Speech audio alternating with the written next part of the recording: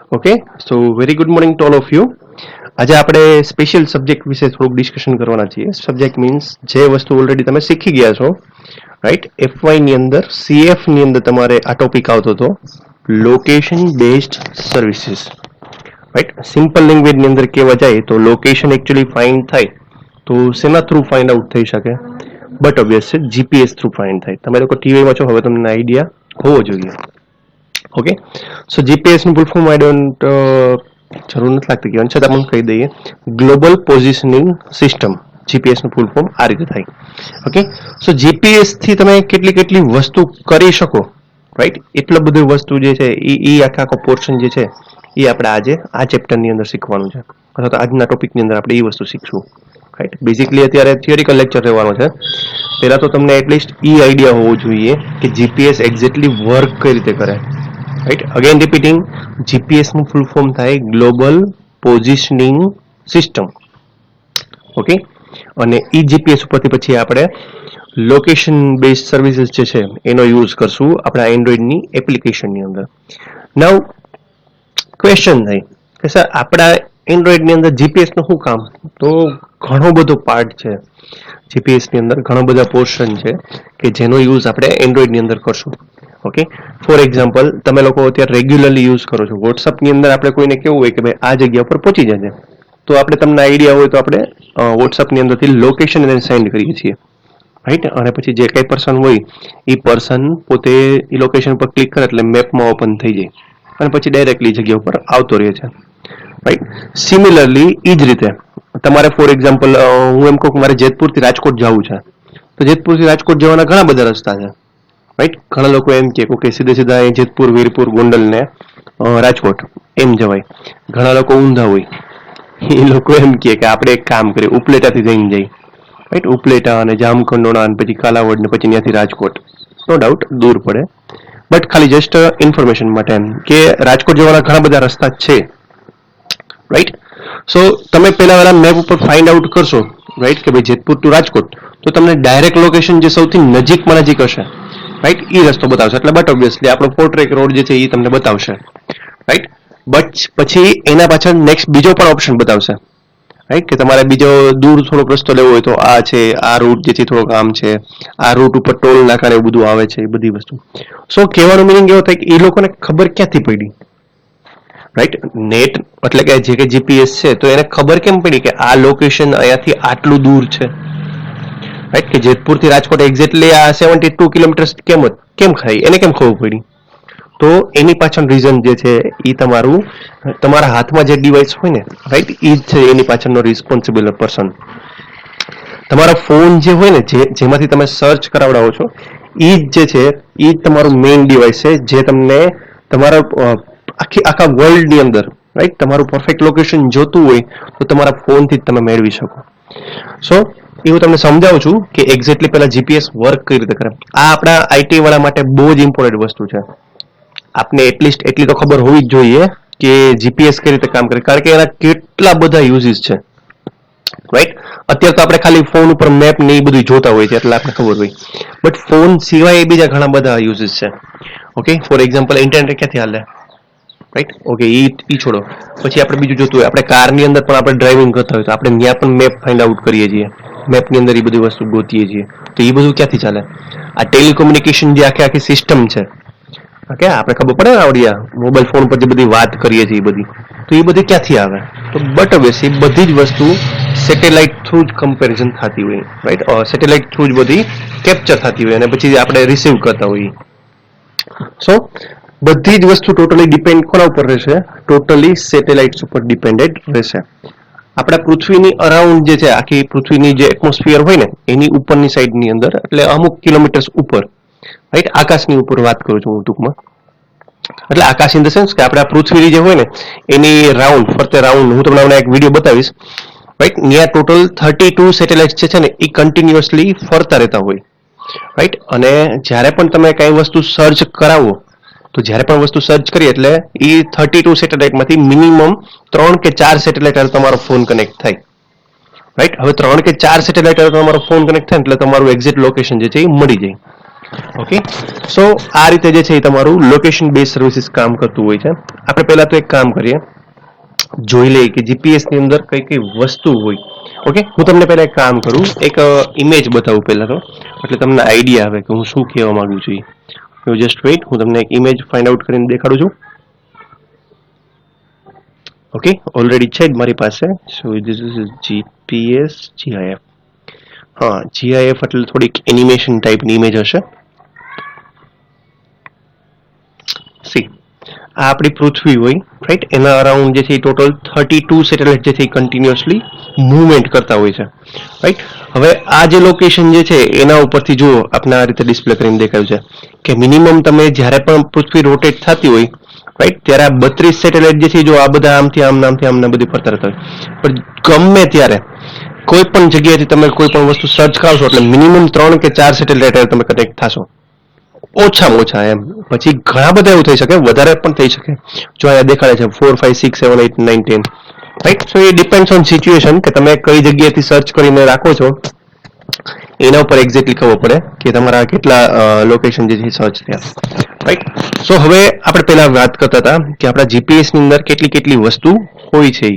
સો જ્યારે પણ આપણે સેટેલાઇટ થ્રુ આપણા ફોનમાંથી કોઈ પણ વસ્તુ સર્ચ કરીએ તો ત્યારે શું થાય? For example Jetpur to Rajkot હું સર્ચ કરાવડાવું, રાઈટ? તો થશે કેવું કે પહેલા સિગ્નલ સીધું કોની પાસે જશે? સેટેલાઇટ પાસે જશે, રાઈટ? હવે સેટેલાઇટ જે છે એ વળી પાછું સિગ્નલ રીટ્રાન્સમિટ કરશે. રીટ્રાન્સમિટ એટલે જે આપણું ગ્રાઉન્ડ બેઝ સ્ટેશન હોય એની ઉપર રીટ્રાન્સમિટ કરે, રાઈટ? અને બેઝ સ્ટેશન જે છે એ પછી આપણો રિસીવરને સિગ્નલ ટ્રાન્સમિટ કરે. સો જ્યારે રિસીવર જે છે જીપીએસ નું રિસીવર, ધેટ મીન્સ કે આપણો ફોન જે હોય, રાઈટ, એ જ્યારે તમારું સેટેલાઇટનું ટ્રાન્સમિશન કરે, સિગ્નલનું ટ્રાન્સમિશન કરે, તો ત્યારે બેયની વચ્ચેની જે ડિસ્ટન્સ હોય એ વસ્તુ કેલ્ક્યુલેટ કરવામાં આવે છે, રાઈટ? કે જ્યારે પણ સિગ્નલ જે છે એ સેટેલાઇટ મોકલે ગ્રાઉન્ડ સ્ટેશન ઉપર, તો ત્યારે બે વસ્તુ જે છે એ સિગ્નલ યારે પાસ કરે છે. એક તો પેલો એલો કે જ્યારે સિગ્નલ સેટેલાઇટથી નીકળું, રાઈટ, એ ટાઈમ. અને સેકન્ડ વન સેટેલાઇટની પોઝિશન, કે ભાઈ ધારો કે એ નામનો સેટેલાઇટ જે છે એ કઈ જગ્યાએ હતો, અને બી નામનો સેટેલાઇટ જે છે કઈ જગ્યાએ હતો, સી નામનો સેટેલાઇટ કઈ જગ્યાએ હતો, ડી નામનો સેટેલાઇટ કઈ જગ્યાએ હતો, રાઈટ? સો એ ચારે સેટેલાઇટનું અમુક લોકેશન હોય સ્પેસિફિક. આપણે સ્પેસની અંદર જે છે લોકેશન હોય કે આપણે જો અહીંયા કેમ આ લોકો રાઉન્ડ ફરે છે આ બધા આખા પૃથ્વીની અંદર, આ પૃથ્વીની આઉટર સાઈડની અંદર, રાઈટ? તો આ ચારે વસ્તુનું એક એક લોકેશન હોય. જેટલા પણ સેટેલાઇટ હોય દરેકના સ્પેસિફિક લોકેશન હોય કે આ એક સર્કલ તો એનું આ લોકેશન હોય, બરાબર? 360 ડિગ્રીમાંથી કોઈ પણ એક લોકેશન હોય. પછી આ બીજો સેટેલાઇટ જે છે તો એનું 360 ડિગ્રીમાંથી એકાદું લોકેશન હોય. આ ત્રીજો સેટેલાઇટ છે તો એનું 360 ડિગ્રીમાંથી એકાદું લોકેશન હોય. ઓકે, સો જ્યારે પણ એ સિગ્નલ ટ્રાન્સમિટ કરશે વળી પાછું બેક ટુ ધ અર્થ, તો ત્યારે એની આરે આટલો ડેટા જે છે મિનિમમ ટ્રાન્સમિટ થશે. એક તો પહેલો એનો ટાઈમ, અને સેકન્ડ વન કે એ સેટેલાઇટની પોઝિશન, કે ભાઈ જે સેટેલાઇટથી સિગ્નલ નીકળ્યું ત્યારે એ સેટેલાઇટ કઈ જગ્યા ઉપર હતો. Okay, so base on this આ બંને કેલ્ક્યુલેશન ઉપર આ જે બંને ડેટા જે રિસીવ થયા ગ્રાઉન્ડ સ્ટેશન પાસે, રાઈટ, તો આ રિસીવર જે છે એ પછી એની અંદરથી કેલ્ક્યુલેશન કરે, રાઈટ? ઓકે, ફોર એક્ઝામ્પલ હું તમને કહું કે સેટેલાઇટમાંથી સિગ્નલ જે છે એ 7:05 નીકળું. ખાલી અઝ્યુમ કરજો, એટલી બધી વાર ન લાગે, પણ હું તમને ખાલી એક એક્ઝામ્પલ આપું છું, રાઈટ? કે સેટેલાઇટ એ નામનું જે હતું, સેટેલાઇટ એ, રાઈટ, એમાંથી સિગ્નલ જે છે 7:05 નીકળ્યું અને પૃથ્વી ઉપર 7:06 પહોંચ્યું. ઓકે, સો અને સેટેલાઇટ એ નું જે છે લોકેશન ફોર એક્ઝામ્પલ 180 જેવું કંઈક છે, ખાલી અઝ્યુમ કરી લે આપણે એવું કંઈક લોકેશન હોય, રાઈટ? તો 7:05 જે છે એનો ટાઈમ અને 180 જે છે એ એનું પોઝિશન. તો આ બંને વસ્તુ જે છે તમારા ગ્રાઉન્ડ સ્ટેશન પાસે જાય, રિસીવર પાસે જાય. ઓકે, હવે રિસીવર જે છે એ તમારા ટ્રાન્સમિટ કરશે તમારા નજીકનો જે સૌથી સેટેલાઇટ આપેલો હોય ને બીજો, એને ટ્રાન્સમિટ કરશે, રાઈટ? એટલે ફોર એક્ઝામ્પલ એ થી આપણે બી માં વાત કરીએ કે એ તમારું ગ્રાઉન્ડ સ્ટેશન હોય એ અગેન સેટેલાઇટને બી ને ટ્રાન્સફર કરે ડેટા, રાઈટ? અને બી જે છે એ વળી પાછું શું કે બી જે હોય એ પણ પાછું તમને ડેટા મોકલશે, રાઈટ? એ ડેટાની યારે કઈ વસ્તુ હશે? અગેન એનો ટાઈમ અને સેટેલાઇટની પોઝિશન. સો આપણે એવું અઝ્યુમ કરી લઈએ કે બી જે છે એ 7:07 ડેટા મોકલે છે અને 180 જે છે એનું લોકેશન છે.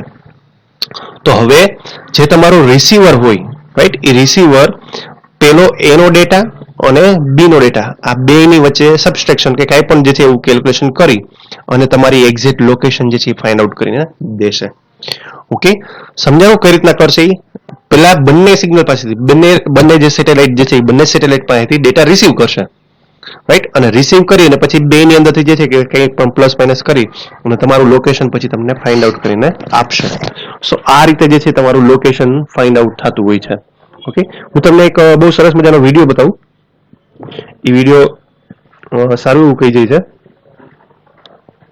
આપણે હિસ્ટ્રી ઉપર નથી જતા, રાઈટ, આપણે એની હિસ્ટ્રી જે છે એની ઉપર નથી જતા. 1978માં પેલા ઉપર ફાઇન્ડ આઉટ થયું હતું. યુએસ આર્મી જે છે અત્યારે કંટ્રોલ કરે છે અને એના ઉપર નથી જતા કારણ કે ઓલરેડી સીએફ ની અંદર તમારે આવી ગયું છે. ઓકે, સો ડાયરેક્ટલી આપણે પેલી એની મૂવમેન્ટ જ કરી દઈએ આપણે કે કઈ રીતે તમારું સેટેલાઇટ વર્ક કરે છે. So just wait. Fully functional in the U.S. by 1995 and was first used in cars in 1996. The highest quality signals were only used for military purposes until May 2000, when it became available for all civilians for free. Today, GPS is managed by the U.S. Air Force. Okay, so આ લોકોએ કીધું એમ કે GPS જે છે અત્યારે manage કરવામાં આવે છે યુએસ એરફોર્સથી, એટલે અમેરિકાની એરફોર્સ જે છે એને મેનેજ કરે છે. Many modern receivers actually rely on both GPS and the Russian GLONASS satellites to make their accuracy perfect anywhere in the world. GPS doesn't need an internet connection or a phone signal to function properly, but with them, it becomes more effective. GPS is literally everywhere, and you can now even purchase GPS insoles to keep track of your kids or relatives with Alzheimer's disease. Okay, simple લેંગ્વેજમાં એમ કે છે કે હવે જે છે અત્યારના GPS છે એ એટલા બધા ચીપ થઈ ગયા છે, સસ્તા થઈ ગયા છે કે ઇવન તમે એને ફૂટપ્રિન્ટમાં પણ રાખી શકો, જેથી કરીને ગઈઢા લોકોના હાથે જે છે એ લોકો ખોવાઈ ના જાય એટલા માટે. ઓકે, સો નેક્સ્ટ બીજો આપણે મૂવમેન્ટ કરીએ છીએ આગળ.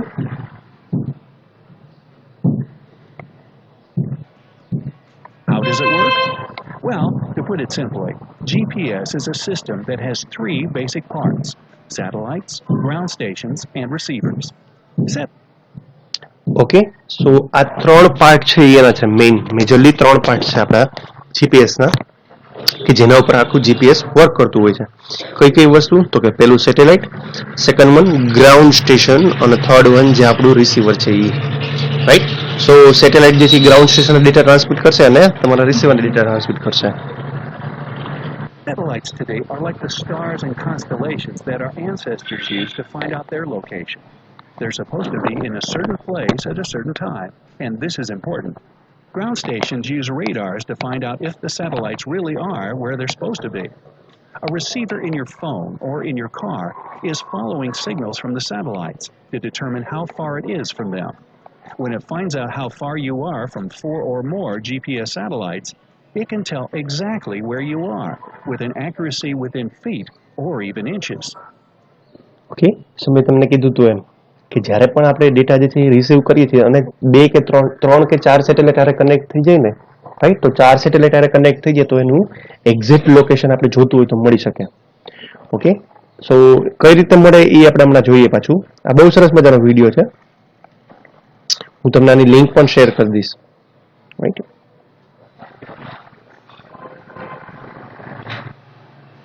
The GPS system has 32 active satellites orbiting the Earth. 24 of them are core satellites, and the rest serve as emergency replacements when something happens to the others.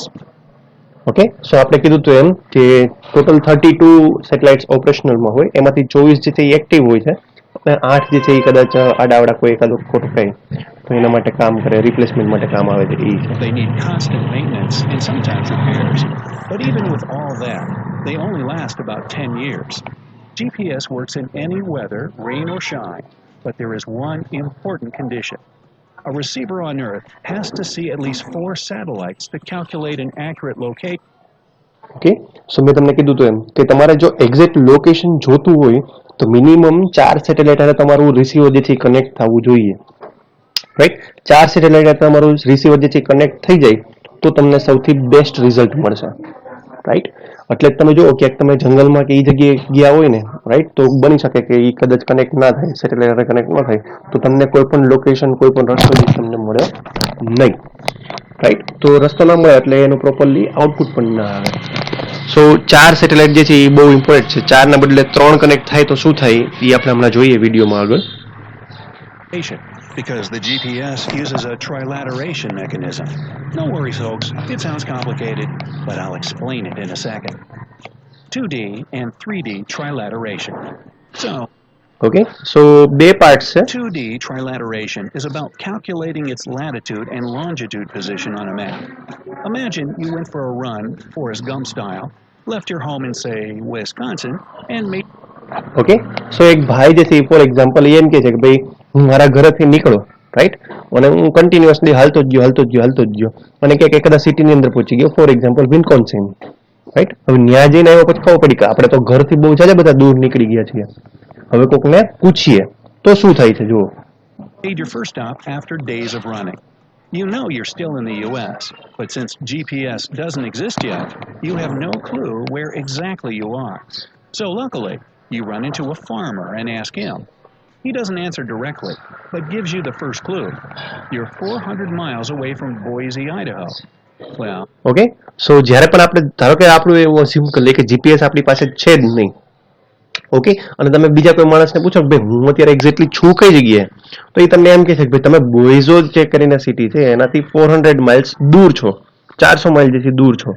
તો હવે 400 mile તો ગમે ડિરેક્શનની અંદર હોઈ શકે ને, રાઈટ, કે આ ડિરેક્શનમાં પણ હોઈ શકે, પછી અહીંથી આમ પણ હોઈ શકે, આ ડિરેક્શનમાં પણ હોઈ શકે, કોઈ પણ ડિરેક્શનની અંદર 400 માઇલ હોઈ શકે. તો એક્ઝેક્ટલી આઈડિયા નો આવે. સમજાય તમને શું કહું છું કે 400 માઇલ જે છે કોઈ પણ ડિરેક્શનની અંદર હોઈ શકે, ઓકે, તો તમને એનાથી ખબર ના પડે કે એક્ઝેક્ટલી હું અત્યારે છું ક્યાં. સો એ જે છે એ સક્સેસફુલ ના ગયું. સો એ માણસ જે છે બીજા કોઈને પૂછે છે હજી. no, that's not really helpful because there are hundreds of places that fit that description. So you need more clues and ask another person. They kindly inform you that you're 780 miles from Fargo, North Dakota. If you put this information... okay, so એ માણસ એવું કર્યું કે decide કર્યું કે આપણે હજી એક બીજા માણસને પૂછીએ. સો એને કોઈ બીજા પર્સનને પૂછ્યું, પોલીસ વાળાને પૂછ્યું, તો પોલીસ વાળા એમ કીધું ભાઈ તમે ફાર્ગો નામનું જે સિટી છે એનાથી 780 માઇલ્સ દૂર છો. ઓકે, સો એનાથી કઈ ખબર ન પડી કારણ કે ફાર્ગો નામ સિટી તો અહીંયા છે, આ બોઇઝો જે છે અહીંયા છે, તો આ બંને વચ્ચે પણ જાજુ બધું ડિસ્ટન્સ છે. સો એનાથી કરેક્ટ ઇન્ફોર્મેશન ના મળી. સો પર્સન શું કરશે, એક સર્કલ જે છે એ ડ્રો કરશે, ઓકે, એના ઉપરથી એને લોંગિટ્યુડ અને લેટિટ્યુડ જે છે એ બંને વેલ્યુ એને મળી જશે. કઈ રીતે મળે છે એ જુઓ તમે, હમણાં વિડીયોમાં અગેન પ્લે કરીને બતાવું છું. you have on paper and draw two circles. You see that they only intersect at certain points. And now you know you're in one of them. Still, that's not enough. And you find a friend. Okay, again repeat કરું છું. Okay, so એ માણસે શું કર્યું હતું, જે માણસ જે છે કરન્ટલી વોકિંગ કરીને આગળ વધ્યો હતો એને કામ કર્યું કે બે સર્કલ જે છે એ ડ્રો કર્યા, રાઈટ. આ મોટું સર્કલ જે છે 780 માઇલનું છે, ફર્સ્ટ સર્કલ જે છે એ 400 માઇલ્સનું છે, ઓકે, અને આને સેન્ટરમાં રાખીને, ઓકે. સો હવે એને ખબર પડી ગઈ કે ભાઈ આ બંને સર્કલ જે જગ્યાએ, આને છેદગુણ કહેવાય એકચ્યુઅલી, જે બે જગ્યાએ ટચ થાય છે, રાઈટ, આ બેમાંથી એક પોઝિશન ઉપર હું હોઈશું, ઓકે. બટ લિટલ બીટ હજી કન્ફ્યુઝન થાય કે આ બંને પોઝિશન વચ્ચે પણ ઘણા બધા કિલોમીટરનો ડિસ્ટન્સ હોય, ઓકે. સો એને ખબર કેમ પડે કે હું એક્ઝેક્ટલી છું કઈ જગ્યાએ? સમજાય છે તમને શું કહું છું કે અત્યારે આ બેમાંથી એક પોઝિશન પર હું હોઈશું એ ફાઇનલ થઈ ગયું, રાઈટ. બટ બે પોઝિશન વચ્ચે પણ ઘણો બધો ડિસ્ટન્સ હોય. આ જે છે ને એ ઘણા બધા કિલોમીટરનો ડિસ્ટન્સ હોઈ શકે, 100-200 કિલોમીટરનો ડિસ્ટન્સ હોઈ શકે. સો એને ફાઇન્ડ આઉટ કરવું હોય તો કે ભાઈ હું આ બંનેમાંથી, આ જે બે જગ્યાએ આ તમારું સર્કલ ટચ થાય છે, રાઈટ, આ બેમાંથી કોઈ પણ એક જગ્યાએ હશું. સો હજી એને વધારે એક્યુરેસી જોતી હોય તો, આ ત્રણ વસ્તુ જે છે એક જગ્યાએ ટચ થતી એવું કંઈક જોતું હોય તો એ હજી કન્ફર્મેશન માટે હજી કોઈ એક લેડીને પૂછે છે. And now you know you're in one of them. Still, that's not enough, and you find a friendly Girl Scout who tells you the final clue. You're 410 miles away from Salt Lake City, Utah. સો જે છોકરીને એ પૂછે છે કે ભાઈ હું exactly અત્યારે છું કઈ જગ્યાએ, તો એ થર્ડ ક્લુ આપે છે, રાઈટ, કે ભાઈ તમે જે છે સોલ્ટ લેક સિટીથી 410 માઇલ જે છે એ દૂર છો, રાઈટ. સો આ થર્ડ ક્લુ તમારું. સો આને એક્ઝેક્ટલી સેન્ટરમાં રાખી અને હવે આ જગ્યા ઉપર આમ સર્કલ ડ્રો કરવાનું. સમજાણું? આ જે બ્લુ લાઈન ડોટ કરેલું છે એને એક્ઝેક્ટલી સેન્ટરમાં રાખી અને અહીંથી આમ 400 માઇલનું એક આખું આમ સર્કલ ડ્રો કરવાનું. સો ટોટલ 3 સર્કલ થઈ ગયા આપણી પાસે. સો 3 સર્કલ જે છે એ જે જગ્યા ઉપર એક્ઝેક્ટલી મેચ થતા છે એ તમારી મેઇન પોઝિશન છે. સો જીપીએસ તમારું આ રીતે વર્ક કરતું હોય. જો હું તમને વિડીયોમાં બતાવું આગળ. That's all you need to know. As you add the third circle to your drawing, you see only one intersection point. Bingo! All this data helped you figure out. Okay, so આ 410 માઇલનું એક main circle create કરાવડાયું. હવે તમે આટલા એરિયાની અંદર જે છે આ 3 સર્કલ જે છે જે એરિયાની અંદર મેચ થતા હોય, એક્ઝેક્ટલી મેચ થતા હોય એ જગ્યા ઉપર તમે હશો અત્યારે.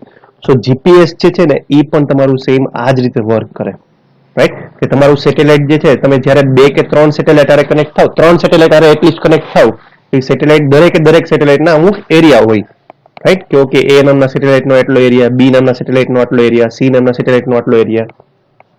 સો જ્યારે પણ તમે રિક્વેસ્ટ સેન્ડ કરો, રાઈટ, એટલે તમે 2 કે 3 સેટેલાઇટ કનેક્ટ થાવ એટલે તમારું ઓટોમેટિક લોકેશન તમને મળી જાય, રાઈટ? 2 કે 3 સેટેલાઇટ એક્ઝેક્ટલી કનેક્ટ જે જગ્યાએ થતા હોય ને એ તમારું મેઇન લોકેશન થયું કહેવાય.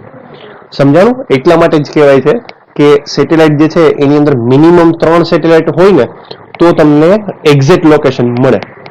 ઓકે, 3 ને બદલે ધારો કે 2 સેટેલાઇટ આરે કનેક્ટ થાય તો શું પ્રોબ્લેમ થાય? તો કન્ફ્યુઝન ક્રિએટ થાય કે તમે આ જગ્યા ઉપર છો કે આ જગ્યા ઉપર છો, રાઈટ? સમજાણું? એટલે કન્ફ્યુઝન ક્રિએટ થાય. એટલા માટે એવું કહે છે કે ઓછામાં ઓછા 3 સેટેલાઇટ આરે કનેક્ટ થતા હોય ને તો તમને થોડુંક પ્રિસાઇઝ લોકેશન મળે. અને 3 થી વધારે સેટેલાઇટ કનેક્ટ થાય તો શું થાય? તો એનાથી પણ વધારે ડિટેલ મળે. ઓકે, એ આપણે હમણાં જોઈએ આપણે શું કહેવા માંગીએ છીએ. You're in Bozeman, Montana, which is a nice town. It's all pretty simple, right? When it comes to 3D trilateration, okay, it's સો હવે એ તો વાત જે હતી આપણી 2D ટ્રાયલેટરેશનની હતી. હવે જે વાત આવે છે એ 3D ટ્રાયલેટરેશનની આવે. તો 3D ની અંદર શું થઈ શકશે? 3D માં તમે કઈ જગ્યા ઉપર છો એ તો મળી જ જાય location, right? As well as તમે કેટલી હાઈટ ઉપર છો ને, રાઈટ, એ પણ તમારે ફાઇન્ડ આઉટ તમે કરી શકો. Okay, basically the same, but there will be spheres instead of circles on your drawing. Okay, so આ 3D To trilateration. longitude and altitude. If the radii from the previous example went in all directions, you'd get a series of 3D spheres. So, if you know you're 15 miles away from a satellite A, then you're at some point inside an imaginary sphere that has a 15-mile radius. You're also positive you're 20 miles away from satellite B. When the two spheres overlap, you'll see a circle. Okay, so મેં તમને કીધું એમ કે જો તમે 2 satellite હારે connect થાવ તો તમારે એકચ્યુઅલી કન્ફ્યુઝન ક્રિએટ થાય, રાઈટ? કે આ જગ્યા ઉપર છો તમે લોકેશનમાં કે આ જગ્યા ઉપર છો.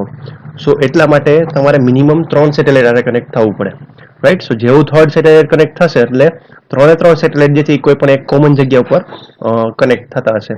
સો એ તમારી કોમન જગ્યા જે છે તમારું લોકેશન હોય છે. Take the distance from the third satellite to build another sphere, and you'll get 2 points of intersection. Let's take the Earth itself for the fourth sphere, because you know you're on the ground, and only one of the 2 possible points is the one you need. The more satellites you use, the more accurate position you'll get. Okay, so જો હવે 4 સેટેલાઇટથી આપણે connect થઈ ગયા તો 4 satellite જે જગ્યાએ touch થાય છે, રાઈટ, જે જગ્યાએ ઇન્ટરકનેક્ટ થાય છે, તો this is our precise location. આ જે જગ્યા ઉપર ટચ થાય છે 4 વસ્તુ, 4 સેટેલાઇટના જે સર્કલ, રાઈટ, જે જગ્યા ઉપર ટચ થાય છે એ આપણું એક્ઝેક્ટ લોકેશન છે. સો એટલા માટે કહેવાય છે કે મિનિમમ 3 સેટેલાઇટ આરે આપણે ઓછામાં ઓછું કનેક્ટ થવું જ જોઈએ, રાઈટ? 4 થી કનેક્ટ થાય તો આપણે બધી ઇન્ફોર્મેશન મળી જાય કે કઈ હાઈટ ઉપર છે, રાઈટ? એ બધી વસ્તુ આપણે ગેટ કરી શકીએ.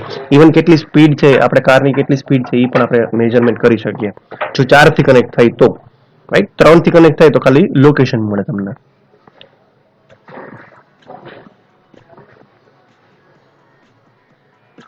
Doing the calculations. GPS satellites send information about their position and current time to a GPS receiver at certain intervals. The receiver gets the information in the form of a signal. The GPS receiver analyzes radio signals from the GPS satellites. Okay, so મેં તમને કીધું હતું એ રીતના કે આપણું જે receiver હોય, right, એ continuously આને સિગ્નલ સેન્ડ અને રિસીવ જે છે એ કર્યા કરતું હોય છે. ઓકે, સો જ્યારે સેટેલાઇટથી સિગ્નલ જે છે ટ્રાન્સમિટ થાય છે ત્યારે એની પાસે શું હોય? ક્યારે સિગ્નલ તમારું ટ્રાન્સમિટ થયું હતું એ અને તમારા સેટેલાઇટની પોઝિશન, આ બે ઇન્ફોર્મેશન જે છે આની પાસે હોય. કોની પાસે? જ્યાં સિગ્નલ ટ્રાન્સમિટ થયું ને એની પાસે. હવે રિસીવર જે છે એ તમારું સિગ્નલ રિસીવ કરશે. રિસીવ કર્યા પછી શું થાય છે હવે આપણે જોઈ લઈએ. To figure out two important things: the location of at least 3 satellites in space above you, and the distance between you and those satellites. Radio waves travel at the speed of light. The receiver takes the...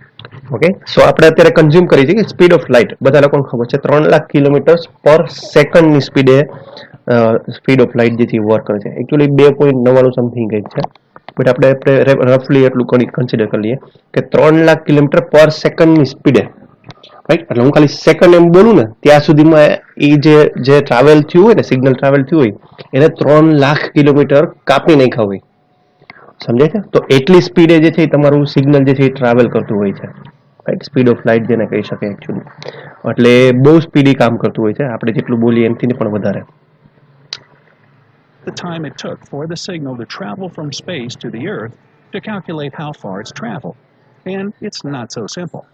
GPS satellites have atomic clocks that keep the most precise time, but it would be impossible to install these clocks in every receiver. Okay, so A actually એવું હોય છે કે સેટેલાઇટની અંદર જે કંઈ પણ clock લાગેલી હોય, ઘડિયાળ લાગેલી હોય, રાઈટ, એ બહુ પરફેક્ટ હોય છે. એટોમિક ક્લોક જેને કહેવાય, કે જે આપણા બહુ મોટા મોટા સ્પેસ મિશન્સની બધી વસ્તુ હોય છે ને એમાં જે છે એ આ ક્લોકનો યુઝ થાય છે, એટોમિક ક્લોક, કે જેની અંદર 10-10, 15-15 હજાર વર્ષે અમુક સેકન્ડનો ફેર આવે, અમુક માઇક્રો સેકન્ડનો ફેર આવે એમ. એટલે એને એટોમિક ક્લોક કહેવામાં આવે છે.